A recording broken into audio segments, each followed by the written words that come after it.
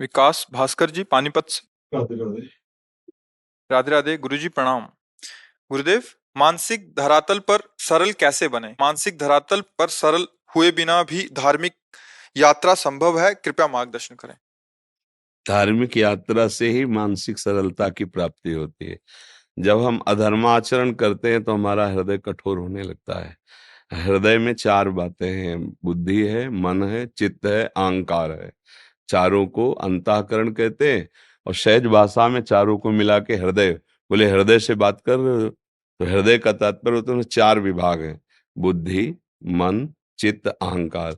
जब हम गंदा आचरण करते हैं, धर्म विरुद्ध गंदा भोजन करते हैं, गंदे दृश्य देखते हैं, दूसरे को हम दुख देते हैं, तो हमारा हृदय मतलब पूरा सिस्टम कठोर हो जाता है। कठोरता का तात्पर्य मलिन हो जाता है। मलिनता का तात्पर्य भगवत विमुख हो जाता है। अब उसमें जितना चिंतन होगा वो भयावह दुखद ही होगा। वो अपने सुख के कारण किसी को भी नष्ट कर सकता है। इसी कठोर हृदय की पहचान ये है कि अपने सुख के लिए कुछ भी, अब जैसे आप एक चींटी के भी पीछे अपने ऐसे अंगुली चलाइए, उसको पता चलेगा भयभीत होकर भागेगी, वो अपने प्राण बचाना चाहती है। वो कठोर हृदय वाला व्यक्ति जीवों की हिंसा करने में बिल्कुल नहीं भयभीत होगा।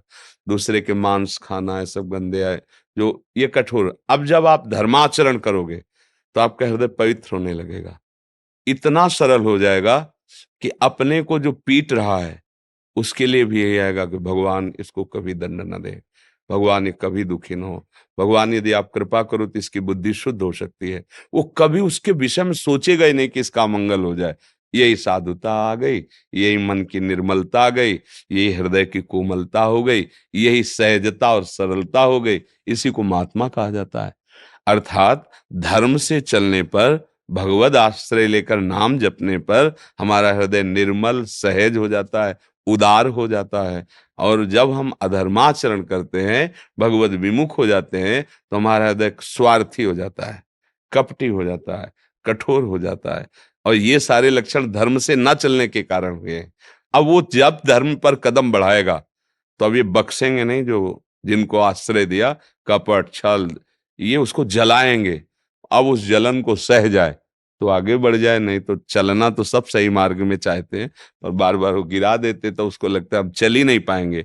और अगर सत्संग मिल रहा है तो फिर हिम्मत कर जाएगा, क्योंकि सत्संग में रोज नया उत्साह मिलता है, रोज नई बात मिलती है दुश्मनों को मारने को। जो अपने अंदर बैठे ना, फिर वो एक दिन जीत जाएगा। सत्संग में ऐसा पावर है, जिसे किसी को प्रोत्साहन दिया जाए वो कमजोर होने पर भी जीत जाएगा।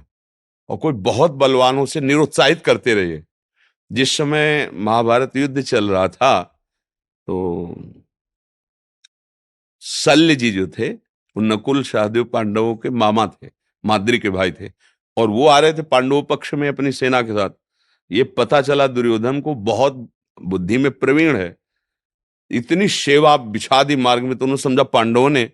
बहुत प्रसन्न हुआ और कहा कहाँ है युधिष्ठिर? तो सामने आया और कहा मामा प्रणाम। तो बोले सब स्वागत। बोले आपके सेवक ने किया है, इच्छा क्या है तेरी? आप हमारे पक्ष में हो जाएं। उनका ठीक है, मैं आपके पक्ष में हूं। एक बार युधिष्ठिर से जरूर मिलूंगा। हाँ जाइए, मिल जाइए। सेना गई दुर्योधन के पक्ष में, बड़ा प्रवीण था। युधिष्ठिर के पास गए, उन्होंने कहा कि दुर्योधन ने मुझे जीत लिया सेवा के द्वारा।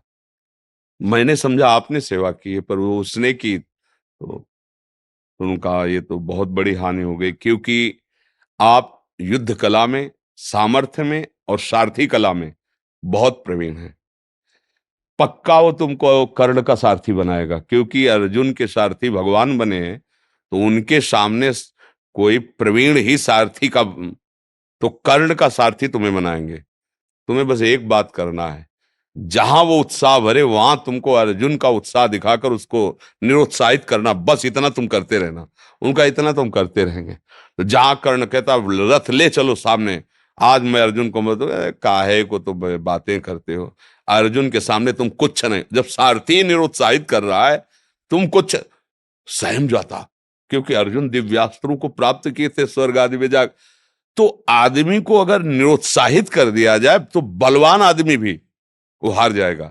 और कमजोर निकल गए, ए पटक दिया तुमने, ए, तो उसको एक उत्साह मिलता है। तो सत्संग से हमको उत्साह मिलता है। तो काम क्रोध आदि जो बलवान दुश्मन है ना, इनको पटकने में हम कामयाब हो जाते हैं। सत्संग के समान कोई बल नहीं है और कुसंग के समान कोई निर्बलता नहीं है।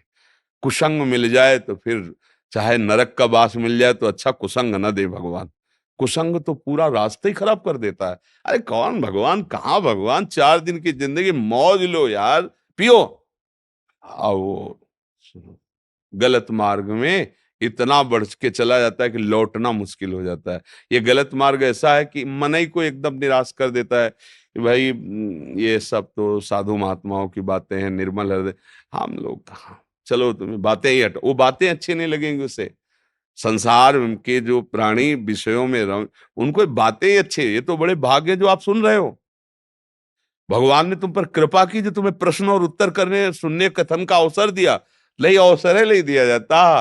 वो घंटों प्रपंच की बातें कर सकते, एक बार भी रामकृष्ण हरि नहीं बोल सकते। घंटों बैठ करके दुनिया की नाटक की, दुनिया ताश खेल लेंगे, लेकिन एक अध्याय बैठकर भागवत गीता नहीं सुनेंगे। कहाँ समय दिया जाए, माया कहाँ देती है। इसलिए मन की निर्मलता सत्य मार्ग पे चलने, सत्य मार्ग धर्म मार्ग पे चलने, और मन की निर्मलता हो गई तो फिर कुछ हो ना हो आप आनंदित रहेंगे। और जब मन ही हमारा, तो सब कुछ है लेकिन वो जलता रहेगा, वो परेशान रहेगा। कपिल शर्मा जी कनाडा से। जी